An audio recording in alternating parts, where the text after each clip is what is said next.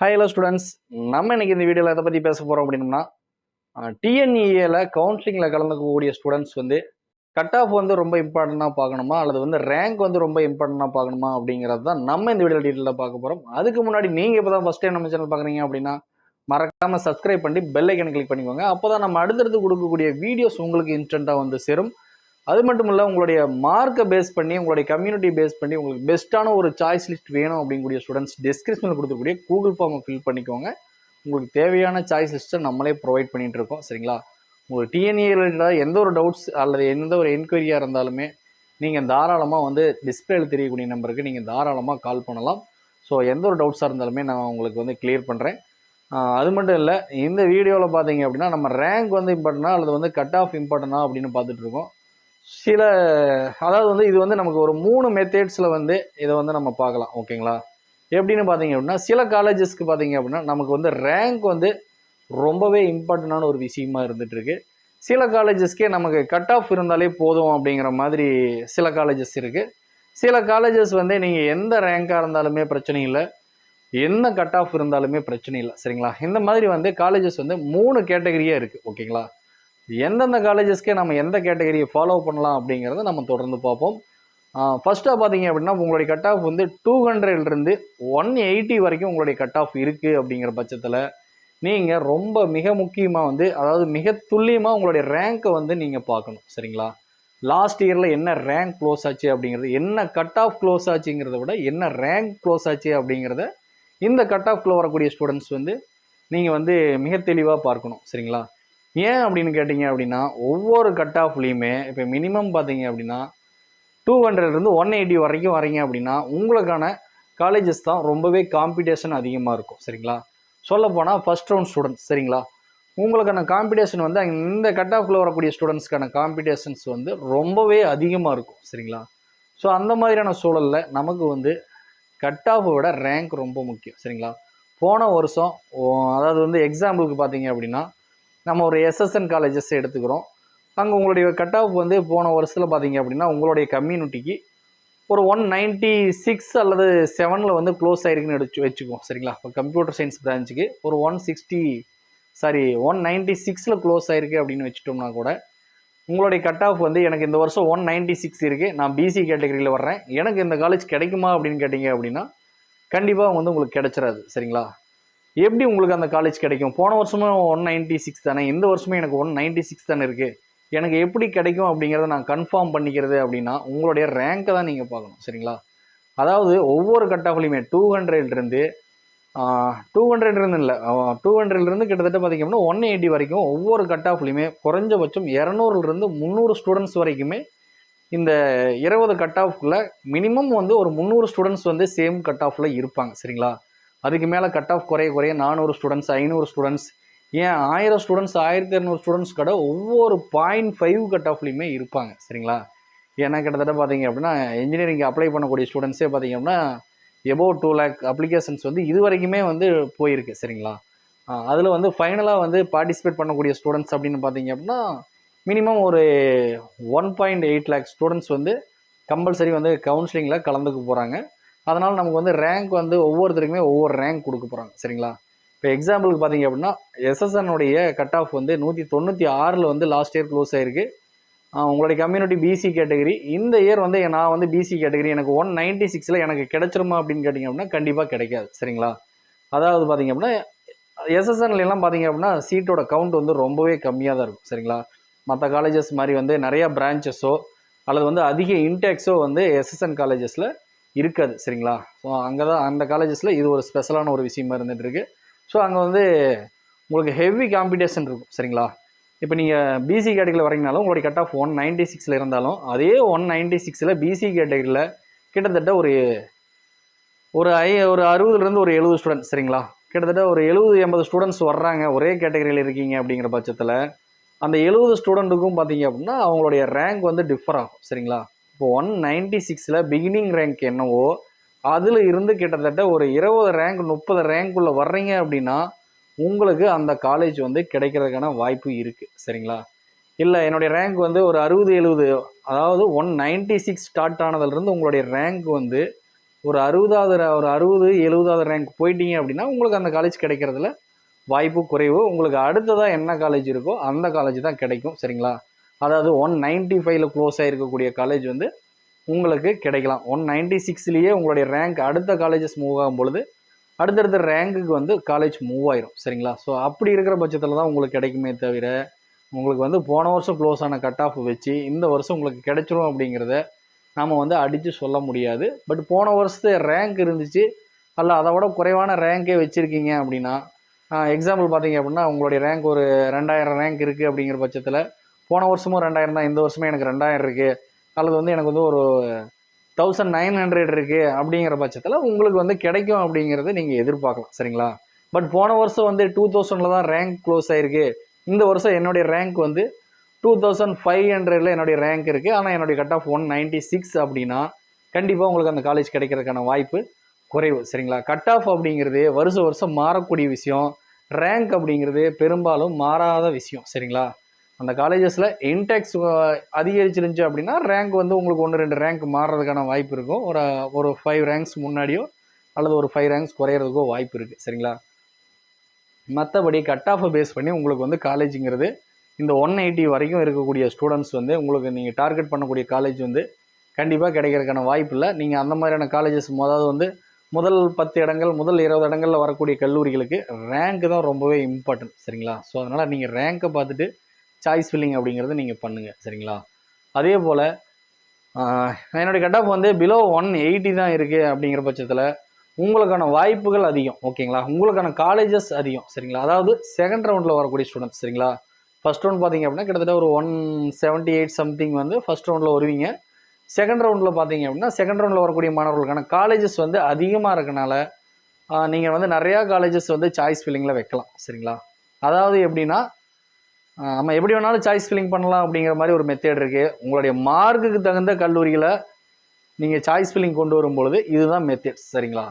சில பேர் வந்து என்னுடைய கட் ஆஃப் வந்து 190 அப்படிம்பாங்க, 180 அப்படிம்பாங்க. அவங்க ஏரியாவில் ஒரு காலேஜஸ் வந்து நான் இந்த காலேஜில் தான் படிக்கணும் அப்படின்ட்டு சில பேர் வந்து அந்த மாதிரியான காலேஜஸ் சாய்ஸ் ஃபில்லிங்கில் வைப்பாங்க, டாப்பில் வைப்பாங்க. அவங்களுக்கெல்லாம் தாராளமாக அந்தந்த காலேஜஸ் கிடச்சிரும். சரிங்களா? அதனால் வந்து அது ஒரு விஷயம் கிடையாது. நீங்கள் மார்க்குக்கு தகுந்த கல்லூரிகள் பார்க்குறீங்க அப்படின்னா இதுதான் வந்து உங்களுடைய ஃபார்முலா. சரிங்களா? ரேங்க்கை தான் நீங்கள் 180 வரைக்கும் கட் ஆஃப் இருக்கிறீங்க அப்படிங்கிற பட்சத்தில் நீங்கள் ரேங்க் லாஸ்ட் இயர் என்ன க்ளோசிங் ரேங்க் அப்படிங்கிறத பார்த்து தான் உங்களுக்கான கல்லூரியை நீங்கள் முடிவு பண்ண முடியும். கட் ஆஃப் வந்து அதை முடிவு பண்ணாது. சரிங்களா? அடுத்ததாக பார்த்தீங்க அப்படின்னா உங்களுடைய கட் ஆஃப் வந்து எந்த மாதிரியான காலேஜஸை முடிவு பண்ணும் அப்படின்னு பார்த்தீங்கன்னா, காலேஜஸ் அதிகமாகும் பொழுது போன வருஷம் வந்து அந்த காலேஜோடைய கட் ஆஃப் வந்து ஒரு 170 இருக்குது, இந்த வருஷம் என்னுடைய கட் ஆஃபும் ஒரு 170 தான் இருக்குது அப்படிங்கிற பட்சத்தில் மேக்ஸிமம் உங்களுக்கு அந்த மாதிரியான காலேஜஸ் கிடைக்கிறதுக்கு வாய்ப்பு இருக்குது. சரிங்களா? ஏன்னா அங்கே வந்து காம்படிஷன்ஸ் வந்து குறைவு. காம்படிஷன்ஸ் குறைவுங்கிறத விட காலேஜஸ் அதிகம். சரிங்களா? காலேஜஸ் அதிகம். ஸோ நிறையா ஸ்டூடெண்ட்ஸ் வந்து நிறையா சாய்ஸஸ் வைப்பாங்க. அதை எதை பேஸ் பண்ணி வச்சுருக்காங்களோ அதை பொறுத்து வந்து அவங்களுக்கு காலேஜஸ் வந்து அலாட் ஆகலாம். ஸோ வந்து நீங்கள் 178 அதாவது செகண்ட் ரவுண்டில் வரக்கூடிய ஸ்டூடெண்ட்ஸாக இருந்தீங்க அப்படின்னா மேக்ஸிமம் நீங்கள் கட் ஆஃப் பார்த்தீங்க அப்படின்னாலே உங்களுக்கு வந்து மேக்ஸிமம் காலேஜஸ் கிடைக்கிறதுக்கான வாய்ப்பு இருக்குது. சரிங்களா? ஏன்னா நமக்கு வந்து நமக்கான கல்லூரிகள் வந்து அதிகம். சரிங்களா? நீங்கள் செகண்ட் ரவுண்டில் என்னென்ன காலேஜஸ் வருது, Tier 2 காலேஜஸ்லாம் வருதா, அதையெல்லாம் ஃபில்டர் பண்ணி எடுத்து வச்சு நீங்கள் அங்கே வந்து சிஎஸ்ஓ ஐடியோ அந்த மாதிரி பார்க்கும்பொழுது, ஏன்னா நம்ம நிறைய ஆப்ஷன்ஸ் வைப்போம். சிஎஸ் கிடைக்கலனா என்ன பண்ணுறது, ஐடி கிடைக்கலனா என்ன பண்ணுறது அப்படின்னு நம்ம நிறைய ஆப்ஷன்ஸ் வைக்கும் பொழுது கண்டிப்பாக உங்களுக்கு அதில் ஒரு காலேஜஸ் வந்து கண்டிப்பாக லாக் ஆகும். அடுத்ததாக பார்த்தீங்க அப்படின்னா, ஆனால் அதுக்குள்ளே என்ன நடக்குது ஏது நடக்குது அப்படிங்கிறது தெரியாது. நீங்கள் எனக்கு சிஎஸ் கிடைக்கல அதனால் எனக்கு ஐடி கிடச்சிருக்கு அப்படின்னு நீங்கள் அக்செப்ட் பண்ணிக்குவீங்க. எனக்கு ஐடி கிடைக்கல அதனால் இசி கிடச்சிருக்கு அப்படின்னு அக்செப்ட் பண்ணிப்பீங்க. பட் வந்து நடக்கக்கூடிய நடைமுறைங்கிறது சிஸ்டமேட்டிக்காக வந்து இந்த விஷயம் தான் நடக்கும். சரிங்களா? யார் யார் என்னென்ன காலேஜ் என்னென்ன கட் ஆஃபில் இருக்கீங்க, உங்களுக்கான ரேங்க் என்ன, போன வருஷம் ரேங்க் எப்படி க்ளோஸ் ஆகிருக்கு, ஸோ அந்த ரேங்க் வந்து அதே அளவு இருக்கீங்களா அல்லது அதை விட குறைவாக இருக்கீங்களா அப்படிங்கிறதெல்லாம் ஃபில்டர் பண்ணி தான் உங்களுக்கான காலேஜ் வந்து லாக் ஆகும். ஸோ இந்த விஷயமெல்லாம் நமக்கு துல்லியமாக தெரியாது. நீங்கள் வந்து துல்லியமாக கவனிச்சிங்க, ரேங்கை கவனித்து நீங்கள் ஒரு காலேஜஸ் சாய்ஸ் ஃபில்லிங் பண்ணீங்க அப்படின்னா உங்களுக்கான சாய்ஸ் லிஸ்ட் வந்து ஒரு 10 காலேஜஸ்லேயே நீங்கள் வந்து 10 சாய்ஸஸில் உங்களுக்கான காலேஜஸை நீங்கள் தேர்வு செஞ்சிடலாம். நீங்கள் 50 சாய்ஸஸ் வைக்கணும், 100 சாய்ஸஸ் வைக்கணும் அப்படிங்கிற அவசியமே கிடையாது. நீங்கள் வந்து ரேங்கை பேஸ் பண்ணி எந்த காலேஜாக இருந்தாலும் ரேங்கை பேஸ் பண்ணி நீங்கள் சாய்ஸ் லிஸ்ட்டு ப்ரிப்பேர் பண்ணிங்க அப்படின்னா உங்களுக்கான காலேஜஸை நீங்கள் 10 சாய்ஸில் வந்து நீங்கள் கரெக்டாக வந்து டார்கெட் பண்ண முடியும். பட் வந்து நம்ம அதெல்லாம் எந்த ஒரு விஷயமே தெரியாமல் நம்ம பாட்டில் ஆர்டர் பண்ணிட்டு வந்துட்டு இருந்தோம் அப்படின்னா இடையில ஏதாவது ஒரு சின்ன கல்லூரிகள் மாட்டும் பொழுது உங்களுக்கு அந்த கல்லூரியில் சீட் வந்து லாக் ஆகிறதுக்கான வாய்ப்பு இருக்குது. ஸோ அந்த ஒரு ஃபார்முலா இருக்குது சரிங்களா. எது டாப் காலேஜோ நீங்கள் டாப் காலேஜஸ்லேருந்து வச்சுட்டு வரணும் சரிங்களா. எது மாதிரியான கல்லூரிகள் கிடைக்காத கல்லூரிகளில் வந்து நீங்கள் டாப்பில் வச்சோம், உங்கள் மார்க்குக்கான கல்லூரிகளில் வந்து நீங்கள் இடையில வச்சோம், ஸோ நமக்கு ஈஸியாக கிடைக்கும் அப்படிங்கக்கூடிய காலேஜஸை நீங்கள் பாட்டமில் வச்சும் சாய்ஸ் ஃபில்லிங் பண்ணணும். பட் நம்ம இப்படி பண்ணும்பொழுதுமே பார்த்தீங்க அப்படின்னா அது எந்த காலேஜ், அந்த ஆர்டர் ரொம்ப முக்கியம். எது டாப் காலேஜ், எது வந்து நம்மளுடைய மார்க்குக்கு எது டாப் காலேஜ். டாப் காலேஜ் அப்படிங்கிறது இப்போ தேர்ட் ரவுண்டில் வர்றவன் டாப் காலேஜ் அப்படிங்கிறத அவன் எதிர்பார்க்க முடியாது. செகண்ட் ரவுண்டில் வர்றவனுமே பார்த்தீங்க அப்படின்னா டாப் காலேஜில் சிஎஸ்ஓ ஐடியோ எதிர்பார்க்க முடியாது சரிங்களா. அதனால் வந்து சில மாணவர்கள் வந்து செகண்ட் ரவுண்டில் வந்து சில கல்லூரிகள் வந்து பார்த்தீங்க அப்படின்னா உங்களுக்கு கிடைக்கிறதுக்கான வாய்ப்பு இருக்கும். பட் இதெல்லாம் ரொம்ப முக்கியமாக நோட் பண்ணணும் சரிங்களா. இந்த டாப் காலேஜஸ் உங்களுடைய மார்க்குக்கு எது டாப் காலேஜஸ் அப்படிங்கிறத பார்க்கணும். நீங்கள் ஓவராலாக இதெல்லாம் டாப் காலேஜஸ் எங்கே இதில் சீட்டே இல்லை அப்படின்னு பார்த்தீங்கன்னா அங்கே வேகன்சி லிஸ்ட்டில் சீட் இருக்காது. ஏன்னா அது ஃபஸ்ட் ரவுண்ட் ஸ்டூடெண்ட்ஸே மேக்ஸிமம் க்ளோஸ் பண்ணிடுவாங்க சரிங்களா. அங்கே வந்து இடங்கள் ரொம்பவே குறைவாக இருக்கும். மாணவர்கள் வந்து கட் ஆஃப் வந்து அதிகமாக இருக்கனால அவங்க வந்து மேக்ஸிமம் அந்த சீட்ஸ் எல்லாம் எடுத்துருவாங்க. கோர் பிரான்ச்சஸ் தான் நமக்கு வந்து செகண்ட் ரவுண்டுக்கு வர்றதுக்கான வாய்ப்பு இருக்கும். ஸோ உங்களுக்கு கம்ப்யூட்டர் ரிலேட்டடான பிரான்ச்சஸ் எதுவுமே வந்து செகண்ட் ரவுண்டுக்கு மேக்ஸிமம் வராது சரிங்களா. அப்படி வரக்கூடிய காலேஜஸோடைய கட் ஆஃப்லாம் பார்த்தீங்க அப்படின்னா ஒரு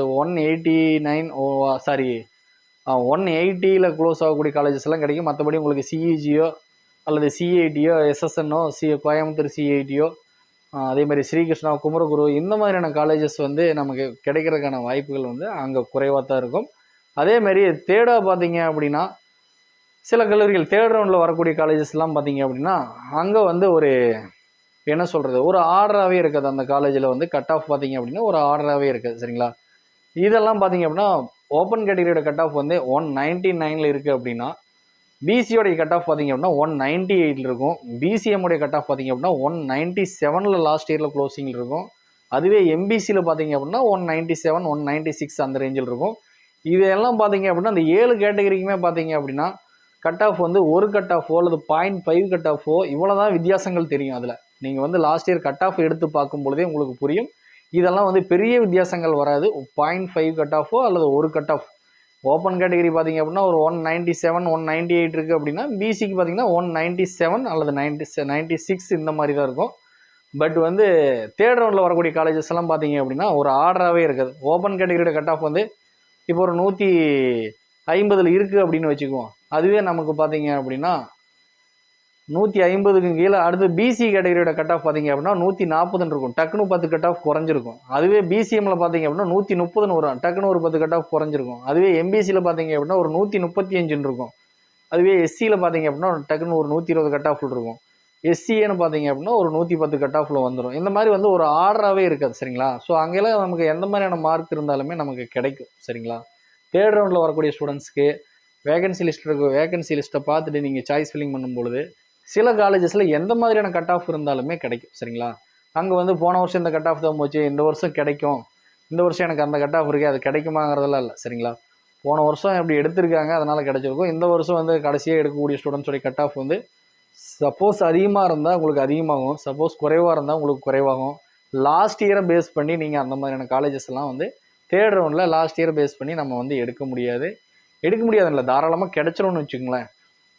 எனக்கு வந்து போன வருஷம் இந்த கட் ஆஃப் தான், இந்த வருஷம் இந்த கட் ஆஃப் தான்ட்டு அவங்களுக்கு எந்த ஒரு ஃபார்முலாவுமே இருக்காது சரிங்களா. இப்போ டாப் காலேஜஸ் எல்லாம் பார்க்கும்பொழுது போன வருஷம் அந்த கட் ஆஃபில் போயிருக்கு சார், இந்த வருஷம் எனக்கும் அதே கட் ஆஃப் இருக்குது, நான் அதே ரேங்கில் இருக்கேன் அப்படின்னா நீங்கள் எதிர்பார்க்கலாம். மற்றபடி தேர்ட் ரவுண்ட்லாம் சில காலேஜஸ் இன்னும் சில ஒரு 30-40 காலேஜஸ் எல்லாம் பார்த்தீங்க அப்படின்னா நீங்கள் என்ன ரேங்க் இருந்தாலுமே கிடைக்கும் சரிங்களா. சார் நீங்கள் என்ன கட் ஆஃப் வச்சுருந்தாலுமே கிடைக்கும், நீங்கள் எந்த கம்யூனிட்டியாக இருந்தாலுமே கிடைக்கும். அப்படியான கல்லூரிகள் பார்த்தீங்க அப்படின்னா ஒரு 30-40 கல்லூரிகள் பார்த்தீங்க அப்படின்னா அந்த கட் ஆஃப் அப்படிங்கிறது அங்கே இம்பார்ட்டண்டான விஷயமே கிடையாது, அந்த மாதிரி இருக்கும் சரிங்களா. அதனால் நீங்கள் சாய்ஸ் ஃபில்லிங் பண்ணும்பொழுது கரெக்டான காலேஜஸை நீங்கள் கரெக்டாக சூஸ் பண்ணல அப்படின்னா உங்களுடைய கட் ஆஃப் வந்து தேர்ட் ரவுண்டில் எல்லாம் பார்த்தீங்க அப்படின்னா ரொம்ப மோசமாக இருக்கும் சரிங்களா. அதாவது வந்து ஒரு 40 கல்லூரிகளில் பார்த்தீங்க அப்படின்னா ஓப்பன் கேட்டகரியே ஃபில் ஆகாத காலேஜஸ்லாம் இருக்குது. ஓப்பன் கேட்டகரி ஃபில் ஆனால் தான் அடுத்து நமக்கு பிசி அதேமாதிரி பார்த்தீங்க அப்படின்னா BCM MBC SC SCA ST எல்லாம் சீட் வரும் சரிங்களா. பட் ஓப்பன் கேட்டகரியே ஃபில் ஆகாது. 2 ஸ்டூடெண்ட் எடுப்பான், 3 ஸ்டூடெண்ட் எடுப்பான். சிவில் டிபார்ட்மெண்ட்லாம் வந்து சில காலேஜஸில் டிபார்ட்மெண்ட் தான் இருக்கிறதே தவிர அதை எடுக்கிறதுக்கு ஆள் இல்லை. மெக்கானிக்கல் டிபார்ட்மெண்ட்ஸ் தான் இருக்கிறதே தவிர அது எடுக்கிறதுக்கு ஆள் இல்லை. இந்த மாதிரி வந்து சில காலேஜஸ் வந்து ஒரு கட் ஆஃப் வைஸில் பார்க்கும் பொழுது அங்கே வந்து ஒரு ஃபார்முலாவே இருக்காது சரிங்களா. போன வருஷம் ஒரு மாதிரி இருந்திருக்கும், இந்த வருஷம் ஒரு மாதிரி இருந்திருக்கும். திடீர்னு பார்த்தீங்க அப்படின்னா சிஎஸ்க்கு பார்த்தீங்க அப்படின்னா கட் ஆஃப் வந்து 90 95 கிடச்சிருக்கும். அதே காலேஜில் சிவில் 1 2 பேர் எடுத்திருப்பாங்க, அவங்களோட கட் ஆஃப் பார்த்தோம் அப்படின்னா 120 130 அந்த மாதிரி இருக்கும் சரிங்களா. அதனால் வந்து ஒரு ஆர்டராகவே இருக்காது. தேர்ட் ரவுண்டில் வரும் பொழுது ஒரு குறிப்பிட்ட கல்லூரிகள், அதாவது சொல்ல போனால் ஒரு 30 40 காலேஜஸ் நீங்கள் எடுத்துக்கலாம் சரிங்களா. அதெல்லாம் வந்து பார்த்தீங்க அப்படின்னா இதுதான் கட் ஆஃப் இதுதான் ரேங்க்லாம் இல்லை, நீங்கள் எதுவாக இருந்தாலும் அந்த காலேஜை அப்ரோச் பண்ணும்பொழுது கண்டிப்பாக உங்களுக்கு கிடைச்சிரும் சரிங்களா. அந்த மாதிரியான காலேஜஸ் தான் இருக்குது.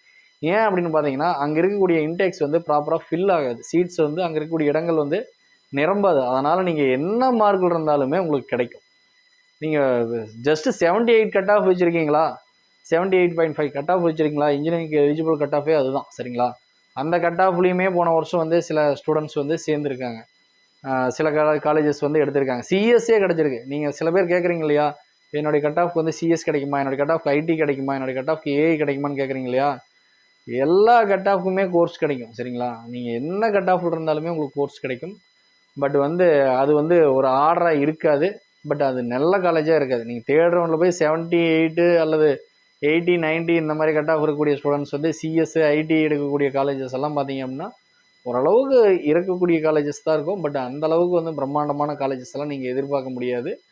அங்கே வந்து நீங்கள் நல்ல ஒரு பிளேஸ்மெண்ட்ஸ் இருக்கும், கரெக்டான ஒரு என்ன சொல்கிறது, ஒரு ஸ்டாஃப்ஸ் இருப்பாங்க, ஒரு லேப் இருக்கும், ஒரு லைப்ரரி இருக்கும். அப்படிங்கிற மாதிரி நீங்கள் எந்த ஒரு எதிர்பார்ப்புமே அங்கே உங்களுக்கு இருக்கக்கூடாது. அந்த மாதிரியான கல்லூரிகள் தான் உங்களுக்கு கிடைக்கும். ஸோ அதனால் வந்து நீங்கள் சிஎஸ் தான் படிப்பேன், ஐடி தான் படிப்பேன்ட்டு கடைசியாக இந்த காலேஜில் தான் வேக்கண்ட் இருக்குது அப்படின்ட்டு நிறையா வேகன்சி இருக்கக்கூடிய காலேஜஸ் தேர்ட் ரவுண்டில் பார்த்தீங்க அப்படின்னா ஏகப்பட்ட தேர்ட் ரவுண்டில் வரக்கூடிய காலேஜஸும் பார்த்தீங்க அப்படின்னா கிட்டத்தட்ட ஒரு 100 150 காலேஜஸ் வந்து வேகன்சி நிறையா இருக்கும். அதில் வந்து சில காலேஜஸ் வந்து ஒரு டிபார்ட்மெண்ட்டுக்கு ஒருத்தர் 2 பேர் தான் ஜாயின் பண்ணியிருப்பாங்க. அந்த மாதிரியான காலேஜஸ்லாம் நீங்கள் அவாய்ட் பண்ணிடுங்க சரிங்களா. அதெல்லாம் வந்து நீங்கள் இப்போயே ஒரு அனலைஸ் பண்ணி எந்த காலேஜுக்கு என்ன கட் ஆஃப், அங்கே என்ன ஸ்டூடெண்ட் ஸ்ட்ரென்த் இருக்குது அப்படிங்கிறத பார்த்து சேருங்க சரிங்களா. முக்கியமாக வந்து ஸ்டூடெண்ட் ஸ்ட்ரென்த் அப்படிங்கிறது ரொம்ப முக்கியமான விஷயம் சரிங்களா. லாஸ்ட் இயர்லாம் பார்த்தீங்கன்னா சில காலேஜில் சில டிபார்ட்மெண்ட்டில் ஒருத்தர் 2 பேர் இப்படி தான் எடுத்திருக்காங்க. பிசி கேட்டகரியில் ஒருத்தர் தான் இருப்பார், எஸ்சி கேட்டகரியில் ஒருத்தர் தான் இருப்பார். ஓவராலாகவே காலேஜில் வெறும் 2 ஸ்டூடெண்ட் எடுத்த காலேஜ் எல்லாம் இருக்குது சரிங்களா.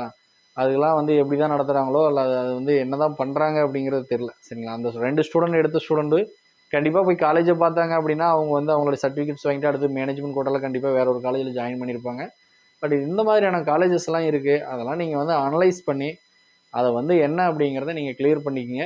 ஸோ அதுக்காக தான் வந்து நம்ம வந்து ப்ராப்பராக வந்து ஒரு சாய்ஸ் லிஸ்ட் கொடுத்துட்ருக்கோம். எந்த காலேஜில் ஸ்டூடெண்ட் ஸ்ட்ரென்த் இருக்குது, எந்த காலேஜில் ஸ்டூடெண்ட் ஸ்ட்ரென்த் இல்லை அப்படிங்கிறதையும் நம்ம தெளிவாக எடுத்து சொல்லிகிட்டு இருக்கோம்.